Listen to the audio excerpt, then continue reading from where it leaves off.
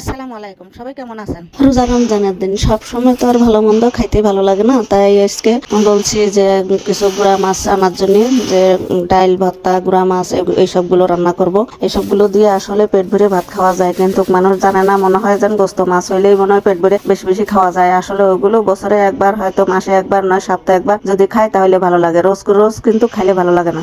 তাই আমি আজকে গুঁড়া মাছ বাজার থেকে আনতে বলছি, তাই নিয়ে আসছে। দেখেন, যার যেটা খেতে পছন্দ হয় সে সেটা কাটতে কুটতে তৈরি করতেও তার পছন্দ। তা আমার গুঁড়া মাছটা অনেক পছন্দ, তাই আমি আবার এই ধরনের গুঁড়া মাছটা কাটতে কোনো বিরক্ত হই না, কারণ এক সময় আমার শ্বশুর বাড়িতে ঘেরা ছিল মাছের। আমাদের বাসায় রান্না করার জন্য 4-5 কেজি করে মাছ নিয়ে আসতো। আমরা অনেক বড় সংসার ছিলাম, তাই সেই বড় সংসারের থেকে এখন আলাদা হয়ে অল্প অল্প কাটি, তাই আর চোখে মুখে লাগে না। এক সময় এরকম অনেকগুলো মাছ কাটতাম, তাই মাছগুলো ধুয়ে কয়েকটা পরিষ্কার করে নিলাম, নিয়ে এখন রান্না করব। কোনটা রান্না করব তাই দেখতেছি, তাই ভাবতেছি যে খানিক পোয়া মাছ ভাজা করব, নয়তো বা ভেন্ডি আছে, ভেন্ডি দিয়ে রান্না করব। আল্লাহ হাফেজ।